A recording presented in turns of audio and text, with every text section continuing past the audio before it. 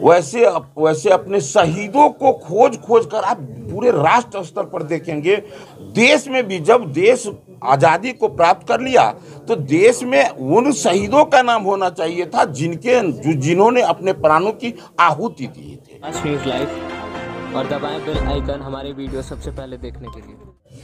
वहाँ जुब्बा साहनी स्मृति भवन बनाएंगे और फिर उसको धीरे धीरे हम लोग लगकर जुब्बा साहनी धाम के शक्ल में उसको उस रूप में विख्यात करने का हम लोग का प्लानिंग है। धीरे धीरे उसको इस रूप में दे ताकि लोग जाने कि ये तो पहले मैं कह चुका हूँ कि किसी भी शहीद का जात नहीं होता है, वो देश के लिए समर्पित हुए थे, देश उन्हें सम्मान करता है। और जब तक भारत रहेगा तब तक भारत ऐसे अपने तमाम शहीदों को सम्मान देने का काम करेंगे। और खास करके भारतीय जनता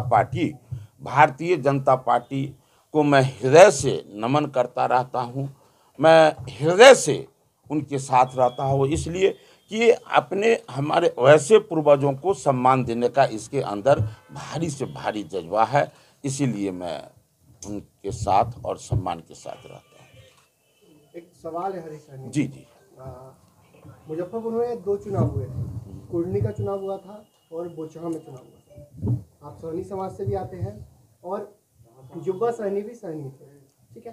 तो जब सहनी वोट बीजेपी के साथ नहीं था, क्या इसीलिए अब बीजेपी सहनी वोट को लेकर काम कर रही है और यहाँ पर अब ये कि आपके द्वारा ये किया जा रहा है? ये सवाल विपक्ष उठा, मतलब मुकेश सहनी और आपने जो कहा वो मैंने सुन लिया।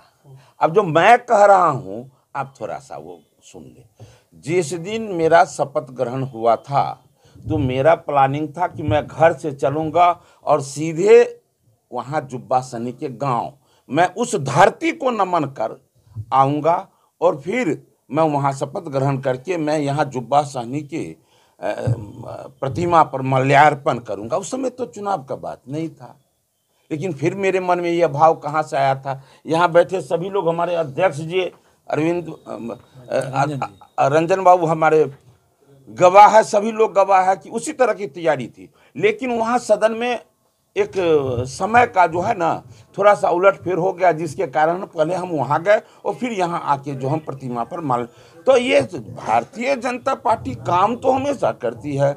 आप 365 में 365 दिन देखेंगे तो भारतीय जनता पार्टी का केवल शीर्ष का नेता नहीं, बूथ स्तर के कार्यकर्ता भी काम करते हैं। वो केवल और केवल वो अपने जात के उद्धार के लिए नहीं, अपने स्वार्थ के लिए नहीं, भारतीय जनता पार्टी के एक एक कार्यकर्ता के मन में देश के प्रति सम्मान होता है, इसलिए 365 में 365 दिन काम करते हैं वो।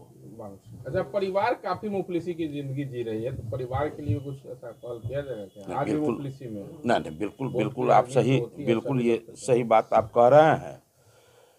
देखिए, मीनापुर ये मुजफ्फरपुर में है। हम लोग को लगता है कि भारतीय जनता पार्टी, हम दूसरे के सहयोग से सत्ता में रहने का हमको अवसर मिला है।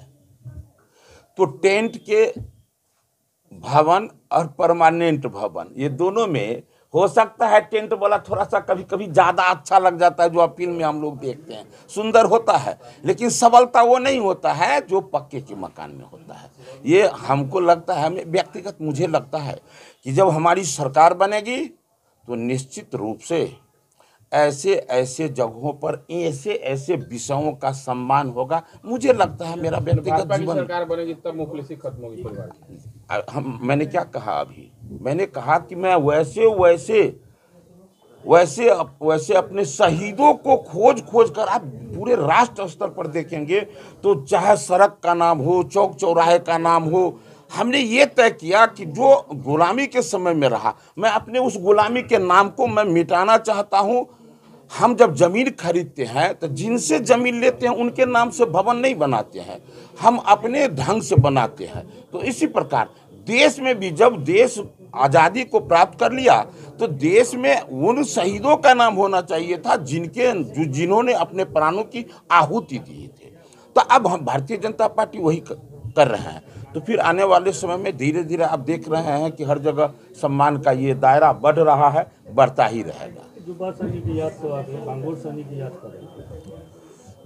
क्या हमने बोला कि ये समाज, ये जो आवाज उठा होगा, ये हमारे भारतीय जनता पार्टी के शीर्ष के नेता पहले नहीं ये देखे होंगे। निश्चित रूप से हमारे बिंदेश्वर जी जैसे जैसे कार्यकर्ता, दरभंगा में अध्यक्ष जी जैसे जैसे कार्यकर्ता यहाँ से आवाज उठाए होंगे और फिर हमारे शीर्ष के नेता उन्हें सम्मान देने का काम किए। उसी प्रकार धीरे धीरे वैसे लोगों का निश्चित रूप से सम्मान होगा। आज न्यूज़ लाइव और दबाएं बेल आइकन हमारे वीडियो सबसे पहले देखने के लिए।